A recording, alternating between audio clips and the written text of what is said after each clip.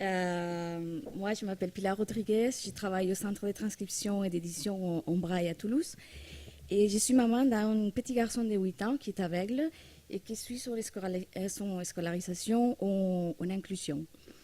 Du coup, j'avais préparé pour lui un album souvenir multisensoriel qui reprend un petit peu ce qui a été dit juste à la fin. J'avais présenté aussi ces projets comme projet de fin de formation pour la formation FISAF. Voilà. Et donc, je reprends vraiment ce qui a été dit juste à la fin.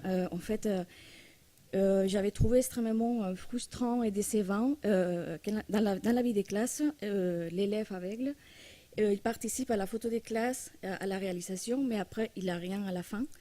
Donc, j'avais voulu rendre la photo des classes accessible. Donc l'idée de base, c'était la photo des classes, et après je m'étais dit que ça pourrait être aussi d'autres photos de l'année scolaire et aussi la photo des fins d'année, donc des voyages de fin d'année. En fait, donc l'idée c'était de rendre la photo accessible. Les moyens, c'était ce que j'avais en tête depuis les débuts de son scolarité. C'était d'ajouter des enregistrements sonores à la photo. Et ces enregistrements, la consigne incontournable, c'était que les enregistrements correspondent au même moment que ce qui est aussi représenté visuellement. Ça veut dire qu'on capture quelque chose à l'image. Je voulais qu'on capture exactement la même chose à l'audio. Cela permettait à l'élève de participer à la préparation de la photo, mais aussi d'avoir accès aux souvenirs collectifs de la classe, à les partager avec eux au même moment et avec un même support. Donc ça, c'était l'idée que j'avais. Et j'avais présenté cette idée à l'école. Elle avait été très très bien accueillie par l'école, par les parents. Il y a eu un enthousiasme immédiat en fait. Et les projets passaient tout de suite d'être mon projet à être les projets de la classe et à être les projets de tous les enfants en fait.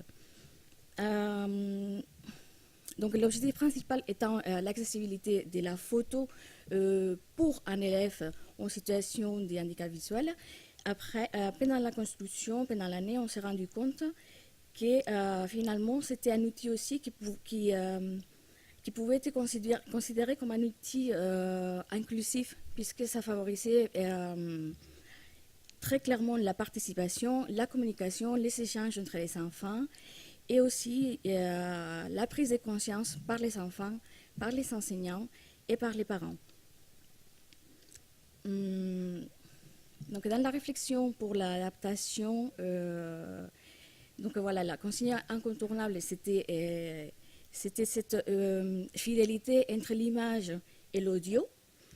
Et ensuite, il y a d'autres enregistrements qui viennent s'ajouter en dehors de l'image. Donc, je vais vous expliquer rapidement ce que j'ai fait. On a 4 pages pour l'album. Et dans chaque page, on va voir sur les côtés des droits, on a les photos. Et sur les côtés des gauches, on va voir des textes. Les textes, c'est en braille, c'est en gros caractères. C'est des phrases indices pour aider à remémorer les moments qui est dans les images et dans l'audio. Dans les photos, on a des enregistrements qu'on va activer avec un stylo en pen freine et avec des gommettes donc, qui déclenchent la lecture. On a aussi les enregistrements qui sont en dehors de la photo et qui vont venir ajouter d'autres informations qui ne sont pas qui correspondent pas au moment de la prise de la photo, mais les informations qui étaient autour de cette situation. Et ce que j'avais voulu aussi faire, c'était récupérer dans la mesure du possible les objets qui apparaissent dans les photos. Faire en sorte qu'on ait plusieurs modalités sensorielles pour déclencher les souvenirs. Donc on va voir la lecture, on va voir l'audio, on a les visuels et on a des objets à manipuler. La photo des classes, elle avait été particulièrement plus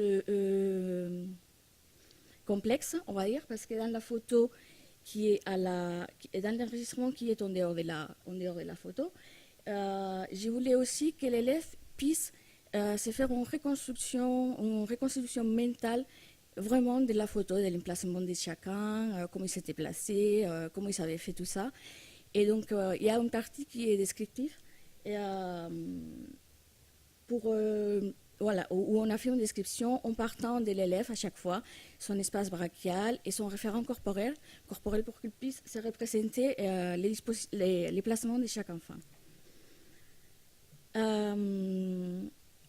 Donc, une fois le travail terminé,